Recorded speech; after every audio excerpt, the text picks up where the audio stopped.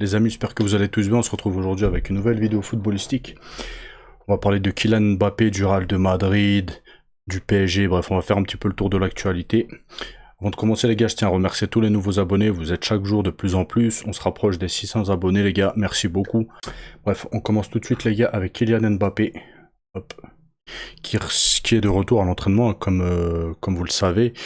Et il semble prêt et en forme pour affronter le PSG. Donc on le regarde très rapidement.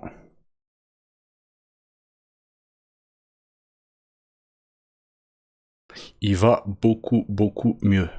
Pour rappel, hein, il y a quelques jours, une semaine, 10 jours, un truc comme ça, il était hospitalisé les gars. Donc là il a l'air d'être en forme.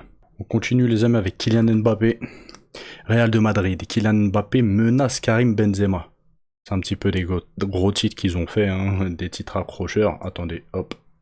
Bref, je vous laisse avec Berendir les amis. Berendir, fais-moi un résumé de tous les articles que je vais te coller. Kylian Mbappé est devenu le premier joueur de l'histoire du Real Madrid à marquer dans 7 compétitions différentes en une saison. Supercoupe de l'UEFA, Liga, Ligue des Champions, Coupe intercontinentale, Coupe d'Espagne, Supercoupe d'Espagne, Coupe du monde des clubs. On continue les gars avec le mondial des clubs 2025. Un nouveau jackpot pour le PSG. Match à venir entre le Real Madrid et le PSG s'annonce palpitant avec Kylian Mbappé déterminé à marquer son territoire.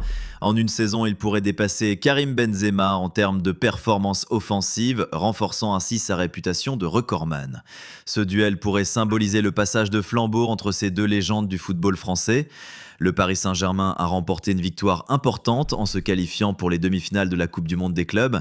Cette performance ne se traduit pas seulement par un succès sportif, mais aussi par un gain financier considérable. Chaque étape franchie dans la compétition leur assure des retombées économiques importantes et un titre final pourrait encore augmenter ses bénéfices. On continue les amis avec l'OM. Timothy Weah, attiré par le projet de l'OM, aurait déjà rejeté une offre de Nottingham Forest. Il souhaite jouer sous les ordres de Roberto De Zerbi pour relancer sa carrière. L'idée de retrouver Adrien Rabiot à Marseille renforce son désir de rejoindre l'OM. De son côté, Mehdi Benatia veut avancer rapidement dans ce dossier et l'arrivée de Weah devrait se concrétiser dans les heures à venir, marquant un moment clé de l'été marseillais. On continue les gars avec le PSG qui a reçu une très grosse offre de Benfica pour Renato Sanchez. Renato Sanchez, toujours sous contrat avec le PSG jusqu'en 2027, ne fait toujours pas partie des plans de Luis Enrique. Après une série de blessures depuis son arrivée en 2022, il peine à retrouver sa forme. Prêté cette saison à Benfica, il a joué 21 matchs et marqué un seul but. Bien que Benfica n'ait pas levé l'option d'achat, le club n'écarte pas un nouveau prêt sous certaines conditions strictes. Et on termine les amis avec le mercato. L'OM fonce sur un ancien protégé de Zerbi. Jérémy Sarmiento, international équatorien de 23 ans sous contrat avec Brighton jusqu'en 2027, attire l'attention de l'Olympique de Marseille. Prêté la saison dernière à Burnley, il a joué 39 matchs et marqué 5 buts.